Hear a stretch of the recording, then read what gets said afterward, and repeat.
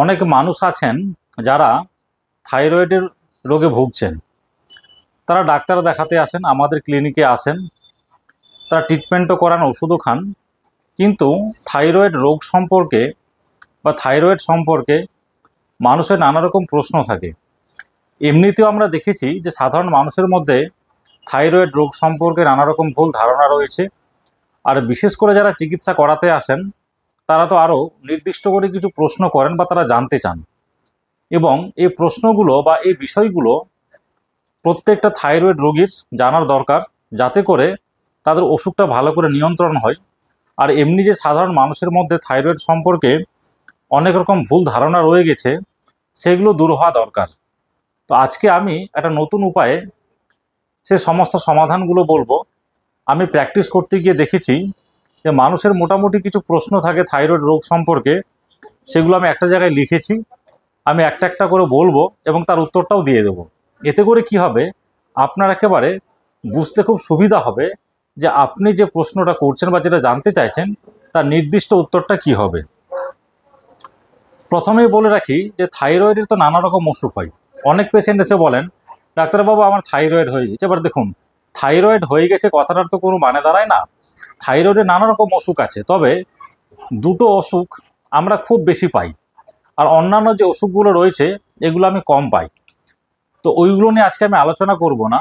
Main যে দুটো অসুখ থাইরয়েডের, যেটা নিয়ে বেশি আমরা পেশেন্ট পাই, তার মধ্যে একটা হলো হাইপোথাইরয়েডিজম এবং আরেকটা হলো হাইপার থাইরয়েডিজম।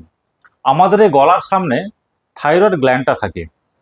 এই থাইরয়েড গ্ল্যান্ড থেকে দুটো হরমোন তৈরি হয়, T3 এবং T4।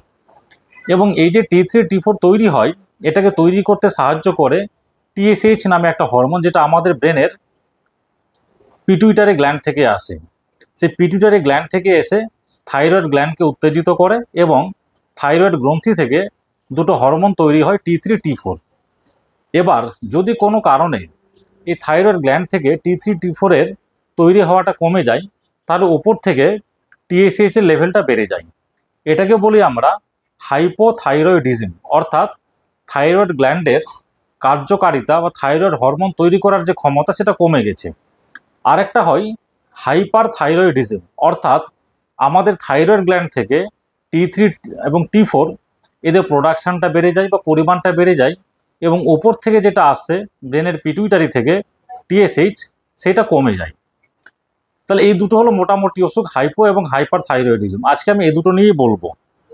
এবার হাইপোথাইরয়েডে নানা রকম সমস্যা হয়, তার মধ্যে সবথেকে যেটা বেশি হয় যে শরীর ফুলে যায়, ওজন বেড়ে যাচ্ছে, কিছু ভালো লাগছে না, ঘুম বেশি পাচ্ছে, খাওয়ার ইচ্ছে নেই, এসব নানা রকম সমস্যা হতে থাকে।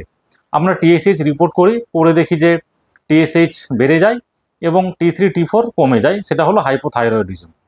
এবং এই হাইপোথাইরয়েডিজমের ট্রিটমেন্ট করতে আমরা যে ওষুধটা ব্যবহার করি সেটা হলো লিভোথাইরক্সিন। এই লিভোথাইরক্সিনটা বিভিন্ন ব্র্যান্ড নেমে বাজারে পাওয়া যায়, যেমন এলট্রক্সিন, থাইরোনম বা থাইরোপ বা থাইরক্স, ইউথাইরক্স, থাইরোপ্যাক্স, অনেক রকম নামে পাওয়া যায়।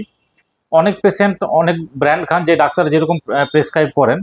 আমি ব্র্যান্ড নেমগুলো এই জন্যই বললাম, যাতে যে সমস্ত রোগীরা এই ওষুধগুলো খান তারা যেন বুঝতে পারেন যে আমি কোন ওষুধটার বা কোন ওষুধটার কথা বলছি।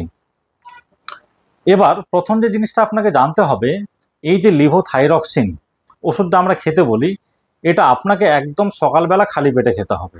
একদম খালি পেটে, হালকা জল দিয়ে ঘুম থেকে উঠে হালকা জল দিয়ে ট্যাবলেটটা খেয়ে নিলেন। খাওয়ার পরে মিনিমাম 1 ঘন্টা বা অ্যাটলিস্ট বা কমপক্ষে 40 থেকে 45 মিনিট জল বা কোনো রকম খাবার, একদমই কোনো কিছু খাওয়া যাবে না। তারপর থেকে আপনি যে সমস্ত ওষুধ খান, গ্যাসের ওষুধ বা প্রেশারের ওষুধ বা ব্রেকফাস্ট যেমন করেন আপনি, সেগুলো করবেন।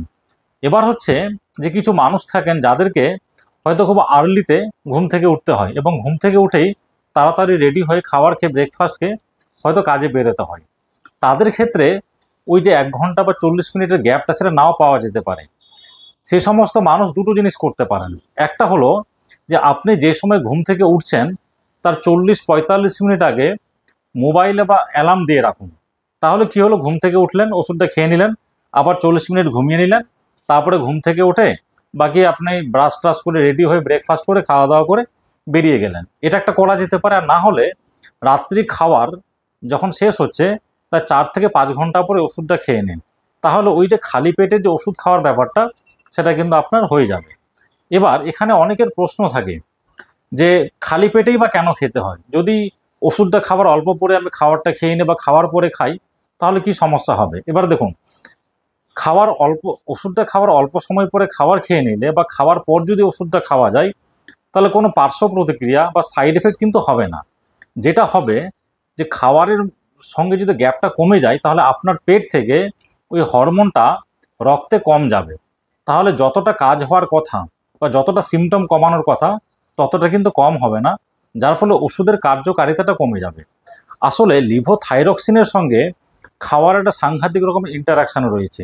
খাবারের টাইমটা খুব কাছাকাছি হয়ে গেলে ওষুধটা পেট থেকে রক্তে কম যায়, রক্তে কম থাকে, যার ফলে কি হবে যে সিমটমগুলো কিন্তু অতটা কমবে না বা কম কমবে, কিন্তু তাতে করে আপনার বিশাল ক্ষতি বা কোনো মারাত্মক সাইড এফেক্ট হয়ে যাবে এরকম কিন্তু কোনো ব্যাপার নেই। এবার ধরুন হতে পারে যে আপনি কোনো একটা নির্দিষ্ট সময় সেদিন ওষুধটা খেতে ভুলে গেছেন, খাবার খেয়ে নিয়েছেন, 1 ঘন্টা বা 2 ঘন্টা পরে মনে পড়লো যে ওষুধটা আমি খাইনি। তাহলে যখন মনে পড়বে মোটামুটি একটা খাওয়ার টাইম গ্যাপ মেনটেন করে 1 ঘন্টা 2 ঘন্টা বা 3 ঘন্টা গ্যাপ মেনটেন করে আপনি ওষুধটা খেয়ে নিন, তাদের কিছুটা কিন্তু অবশ্যই কাজ হবে, সেটা বরং না খাওয়ার থেকে খাওয়াটা ভালো। অ্যাকচুয়ালি দেখুন, এই থাইরয়েড হোক, প্রেশার হোক বা সুগার হোক, বা অনেক মানুষ এপিলেপসিতে ভোগেন, এপিলেপসির ওষুধ খেতে হয়, এই ওষুধগুলো চেষ্টা করবেন সবসময় একটা নির্দিষ্ট সময়ে খাওয়ার।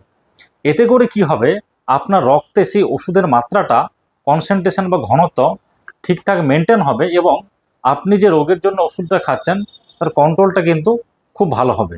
তাহলে বুঝতে পারলেন যে থাইরয়েডের ওষুধটা কেন খালি পেটে খেতে হবে এবং কেন নির্দিষ্ট সময় খেতে হবে। আবার মনে করিয়ে দিচ্ছি যে নির্দিষ্ট সময় না খেলে বা খাওয়ার পর খেলে বা খাওয়ারের গ্যাপটা অল্প হলে কোনো সাইড এফেক্ট কিছু হবে না, ওষুধের কার্যকারিতাটা কমে যাবে। এটা গেল একটা জিনিস। এবার অনেক পেশেন্ট প্রশ্ন করেন, ডাক্তারবাবু আচ্ছা ওষুধটাকে সারা জীবন খেতে হবে? এবার দেখুন, যদি আমি এক কথায় উত্তর দিই যে হ্যাঁ সারা জীবন খেতে হবে, এটা নিয়ে কোনো সন্দেহ নেই। তবে ক্লিনিক্যাল প্র্যাকটিসে আমরা দেখি বহু মানুষের যাদের বিশেষ করে হাইপোথাইরয়েডিজম থাকে, মানে টিএসএইচ বেশি, T3 T4 কম, এ লিভোথাইরক্সিন খাচ্ছেন, তাদের বেশিরভাগ ক্ষেত্রে দেখা যায় যে অনেক সময় ওষুধটা খেতে খেতে ডিজিজটা এমন কন্ট্রোল হয়ে যায় যে আর ওষুধ খাওয়ার কিন্তু দরকার পড়ে না। অনেক পেশেন্টকে আমরা দেখেছি যে ওষুধ খাচ্ছিল, হয়তো কন্ট্রোল হয়ে গেছিল, ওষুধ বন্ধ করে দিয়েছে, তারপর 2 মাস পরে বা দেখা যায় রিপোর্ট করে তার কিন্তু থাইরয়েড ফাংশন বা প্রোফাইলটা নর্মাল আছে। কারো কারো ক্ষেত্রে বেড়ে যায়। তাহলে এই যে কাউকে সারা জীবন ওষুধ খেতে হবে আর কাউকে খেতে হবে না, এই ডিসিশনটা আপনি না নিয়ে ডাক্তারের উপরে ছেড়ে দিন। আপনার টিএসএইচ লেভেল বা FT4 বা ফ্রি T4টা দেখে দেখে আমরা ডোজটাকে টাইট্রেট করি, কম বা বেশি করি। যদি দেখা যায় যে সব থেকে কম ডোজেও আপনার থাইরয়েড ফাংশন নর্মাল থাকছে এবং আপনার কোনো সিমটম হচ্ছে না, তখনও ওষুধটা হয়তো আমরা বন্ধ করে দেখি। কারো কারো ক্ষেত্রে দেখা যায় যে ওষুধ ছাড়াও কিন্তু ভালো থাকেন, কিন্তু বেশিরভাগের ক্ষেত্রেই দেখা যায় যে ওষুধটা ছেড়ে দিলে কিন্তু থাইরয়েড ফাংশনটা আবার প্রবলেম হয়ে যায়। সুতরাং একটা কথা খুব পরিষ্কার যে ওষুধটা আপনাকে সারা জীবন খেতে হবে যদি আপনার কপাল ভালো থাকে। যদি ওষুধটা ভালো রকম নিয়ন্ত্রণ হয়ে যায় তাহলে হয়তো নাও খেতে হতে পারে। আরেকটা যেটা প্রশ্ন থাকে যে যারা হাইপোথাইরয়েড পেশেন্ট, ওই আবার একই কথা বলছি যে টিএসএইচ বেড়ে গেছে, T3 T4 কমে গেছে, তাদের খাওয়ার কি ধরন হবে বা কি খাবেন বা কি খাবেন না। এবার দেখুন, এই যে হাইপোথাইরয়েডিজম, যেখানে টিএসএইচ বেড়ে যাচ্ছে, T3 T4 কমে যাচ্ছে, এটার প্রধান কারণ হলো আয়োডিনের অভাব। তাহলে আপনাকে সেই রকম খাবার খেতে হবে যে খাবারের মধ্যে আয়োডিন রয়েছে। বিশেষ করে আয়োডিনযুক্ত লবণ আপনি খেতে পারেন, সেটা আপনার হাইপোথাইরয়েডিজম নিয়ন্ত্রণের ক্ষেত্রে যদি সেটা আয়োডিনের অভাব থেকে হয়ে থাকে তাহলে সেক্ষেত্রে সেটা খুব ভালো কাজ হবে। এবার দেখুন, যদি সত্যিকার অর্থে বলা যায় যাদের হাইপোথাইরয়েডিজম আছে, লিভোথাইরক্সিন ওষুধ যারা খাচ্ছেন, তাদের ইন ট্রু সেন্স খাবার দাবার বিশেষ কোনো রেস্ট্রিকশন নেই। আপনি সব কিছু নর্মাল খেতে পারেন, শুধু ওইটাই যে ওষুধটা খাওয়ার 1 ঘন্টা আপনাকে গ্যাপ দিতে হবে, তারপর থেকে আপনি আবার নর্মাল ফুড বা খাবার খেতে পারবেন। এমনি নর্মালি যেটা আমরা বলি জল বেশি করে খান, পর্যাপ্ত পরিমাণে ঘুমান, হাঁটাচলা করুন, 30 মিনিট করে হাঁটুন, শাকসবজি খান, অ্যান্টিঅক্সিডেন্টযুক্ত খাবার খান, বা নির্দিষ্ট টাইমে খাবার খান, অল্প করে খান, হাঁটাচলা করুন, এগুলো তো আছে। এগুলো তো সব অসুখের ক্ষেত্রে বা যাদের কোনো অসুখ নেই তাদের ক্ষেত্রে ওটা খুব উপকারী বা প্রয়োজনীয়। কিন্তু যাদের হাইপোথাইরয়েডিজম আছে, অনেকেই বলেন যে সোয়াবিন খাওয়া যাবে না, ফুলকপি, বাঁধাকপি এগুলো খাওয়া যাবে না। দেখুন, এই যে সোয়াবিন, ফুলকপি, বাঁধাকপি এগুলোকে বলা হয় গয়ট্রোজেন, মানে যাদের থাইরয়েড গ্ল্যান্ডটা বড় হয়ে যায়, গলগণ্ড রোগ হয় বা গয়টার হয়, তাদের ক্ষেত্রে এগুলো কিছুটা রেস্ট্রিকশন আছে। আদারওয়াইজ আপনি যদি ভালো করে সেদ্ধ করে এগুলো খেতে পারেন তাহলে কিন্তু কোনো প্রবলেম নেই। যাদের বিশেষ করে গয়টার আছে তারা পরিমাণটা কমাবেন, কম খাবেন, কিন্তু একদম খাওয়া যাবে না সেটা কিন্তু নয়। আরেকটা জিনিস হয় যে ফুলকপি, বাঁধাকপি এগুলো খেলে যেটা হয় যে থাইরয়েড হরমোনের অ্যাবজর্পশনটা, অর্থাৎ পেট থেকে রক্তে যাওয়ার পরিমাণটা কমে যায়। সুতরাং আপনি যদি 2 ঘন্টা, 3 ঘন্টা, 4 ঘন্টা গ্যাপ করে এই সমস্ত খাবার ভালো করে সেদ্ধ করে খেতে পারেন তাহলে কিন্তু কোনো অসুবিধা আপনার হবে না, আপনি নিশ্চিন্তে খাবেন। অনেক পেশেন্ট বলেন যে আমি তো ডিম খাই না, আমি তো মাংস খাই না, টমেটো খাই না, ঢেঁড়স খাই না, কেন? এগুলো খেলে থাইরয়েডের সমস্যা নাকি বেড়ে যায়? দেখুন, এগুলো হচ্ছে একদম প্রচলিত ভুল ধারণা, এরকম কোনো ব্যাপার নেই। যদি আপনার খাওয়া দাওয়া রেস্ট্রিকশন করতেই হয় তাহলে বিশেষ করে যাদের গয়টার বা গলগণ্ড রোগ আছে তাদের সোয়াবিন, ফুলকপি, বাঁধাকপি রেস্ট্রিক্টেড করবেন, কম খাবেন, কিন্তু একেবারে বাদ দিয়ে দেবেন, কোনোদিন খাবেন না, সেরকমটা কিছু নয় কিন্তু। আর আরেকটা হচ্ছে থাইরয়েডের সমস্যা হয় যেটা হলো হাইপার থাইরয়েড, যেখানে T3 T4 বেড়ে যায় এবং TSH কমে যায়।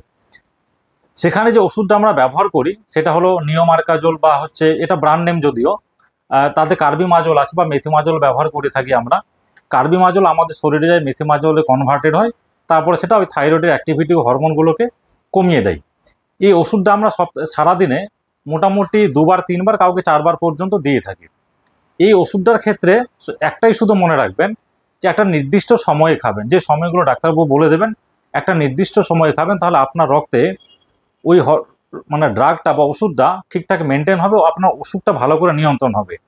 এটা খাওয়ার আগেও দেওয়া যেতে পারে, খাওয়ার পরেও দেওয়া যেতে পারে, ফুডের সঙ্গে বিশেষ খুব একটা রেস্ট্রিকশন নেই। খাওয়ার আগে পরে আপনার সুবিধা মতো নির্দিষ্ট সময় একটা খাবেন। আর যাদের ক্ষেত্রে হাইপার থাইরয়েড থাকে তাদের ক্ষেত্রে যেটা সবসময় মনে রাখবেন যে তাদের ক্ষেত্রে শরীরে আয়োডিন যদি বেশি যায় তাহলে কিন্তু আপনার সমস্যাগুলো বেড়ে যাবে। তাহলে যদি কোনো খাওয়ার বিশেষ করে রেস্ট্রিকশন করতেই হয় তাহলে যাদের হাইপার থাইরয়েডিজম আছে তাদের ক্ষেত্রে কিন্তু আয়োডিন যুক্ত খাবার কম খেতে হবে। বিশেষ করে আপনি যে লবণটা খাচ্ছেন সেটা যদি আয়োডিন যুক্ত হয় সেটা আপনাকে বাদ দিতে হবে, আয়োডিন যুক্ত নয় এরকম লবণ আপনাকে খেতে হবে। আর যেটা হয় যাদের হাইপার থাইরয়েড থাকে ওদের তো নার্ভাস সিস্টেম স্টিমুলেটেড থাকে, হার্ট রেট বেশি থাকে, খুব ঘাম হয়, খুব খিদে পায়, খুব অস্থির অস্থির লাগে, হার্ট রেট বেশি থাকে। তারা বিশেষ করে ক্যাফেন বা কফি জাতীয় খাবার খাবেন না। এগুলো খেলে কি হবে, ওই স্টিমুলেন্টটা আরও বেশি বেড়ে যায়, তখন ঘাম হবে, প্যালপিটেশন হবে, অস্বস্তি লাগবে বা ঠিকঠাক ঘুম আসতে চাইবে না, এটাই। তাহলে থাইরয়েড সম্পর্কে যে আপনাদের এতগুলো ভুল ধারণা, আশা করছি বা যে সমস্ত আপনারা জানতে চান বা রোগীরা যে সমস্ত জিজ্ঞাসা করেন আজকে পেয়ে গেলেন। একটা বিষয় আমি আরও এখানে অ্যাড করতে চাই যে অনেক পেশেন্ট বলেন ডাক্তারবাবু আমার শুকনো থাইরয়েড হয়েছে না ভেজা থাইরয়েড হয়েছে। এবার দেখুন, সত্যি কথা বলতে গিয়ে মেডিকেল সায়েন্সে শুকনো থাইরয়েড এবং ভেজা থাইরয়েড বলে কিন্তু কোনো জিনিস নেই। রোগীরা কি ভাবেন যে দেখা গেল তার সে থাইরয়েডের ওষুধ খাচ্ছে, সে খাবার দাওয়া ঠিকঠাক মেনটেন করছে না, নিউট্রিশন মেনটেন করছে না, আস্তে আস্তে রোগা হয়ে যাচ্ছে, সে ভাবছে বোধহয় আমার শুকনো থাইরয়েড হয়ে গেছে তাই আমি রোগা হয়ে যাচ্ছি। ব্যাপারটা কিন্তু সেরকম নয়। যাদের হাইপার থাইরয়েডিজম থাকে, যেটা বললাম TSH কমে গেছে, T3 T4 বেড়ে গেছে, এগুলো কি করে আমাদের শরীরের নার্ভাস সিস্টেমকে, বিশেষ করে সিম্প্যাথেটিক নার্ভাস সিস্টেমকে উত্তেজিত করে, হার্ট রেট বেড়ে যায়। এবং এগুলো যদি বহুদিন ধরে নেগলেক্টেড হয়, ট্রিটমেন্ট না করা হয়, তাহলে এই সমস্ত রোগীর হার্টের সমস্যা দেখা দেয়, হার্টের রিদিম প্রবলেম হয় বা যেটাকে আমরা অ্যারিথমিয়া বলি, এবং একটা সময় পরে গিয়ে হার্ট ফেলিওর হয়। হার্ট ফেলিওর হলে দেখা যায় যে মানুষের শরীরে জল জমে যায়, শরীরটা ফুলতে থাকে, সেই অর্থে এটাকে ভেজা থাইরয়েড বলা যায়, কিন্তু মেডিকেল সায়েন্সে ডাইরেক্টলি কিন্তু ভেজা থাইরয়েড বলে কোথাও লেখা নেই। আর যাদের হাইপোথাইরয়েডিজম অর্থাৎ TSH বেড়ে গেছে, T3 T4 কমে গেছে, আপনি মোটা হয়ে গেছেন, সেটাকে শুকনো থাইরয়েড বলতে পারেন এই সেন্সে যে এখানে যেহেতু থাইরয়েড সমস্যা থেকে হার্টের সমস্যা হয় না, অ্যারিথমিয়া হয় না, হার্ট ফেলিওর হয় না, শরীরে জল জমে না, সেই সেন্সে এটাকে শুকনো থাইরয়েড বলতে পারেন, কিন্তু শুকনো থাইরয়েড ব্যাপারটা কিন্তু মেডিকেল সায়েন্সে কোথাও লেখা নেই। সুতরাং এই শুকনো থাইরয়েড ভেজা থাইরয়েড এই ব্যাপারটায় না গিয়ে আপনার ডায়াগনোসিস হবে হাইপোথাইরয়েডিজম না হাইপার থাইরয়েডিজম, এবং ওষুধটা ডাক্তারবাবু যেভাবে আপনাকে বলবেন আপনি সেইভাবে খাবেন, আপনি কিন্তু ভালো থাকবেন। এবং আমরা প্রতি 1 থেকে 1.5 মাস অন্তর অন্তর ওই TSH এবং ফ্রি T4 যে হরমোনটা থাকে সেটা আমরা টেস্ট করে ডোজটাকে টাইটেট করি, কম বা বাড়া করি। তাহলে আজকের এই যে থাইরয়েড সম্পর্কে প্রশ্নগুলো উত্তরগুলো আপনারা পেয়ে গেলেন, আশা করছি আপনারা খুব উপকৃত হবেন, বিশেষ করে যারা থাইরয়েডের রোগী ওষুধ খান। এবার দেখুন, এই হাইপো এবং হাইপার থাইরয়েড এটা ছাড়াও কিন্তু থাইরয়েডের নানা রকম অসুখ হয়, সেই আলোচনায় আজকে আমি যাচ্ছি না। আপনারা ভালো থাকবেন, আশা করছি আপনাদের ভিডিওটা খুব ভালো লাগবে। Thank you.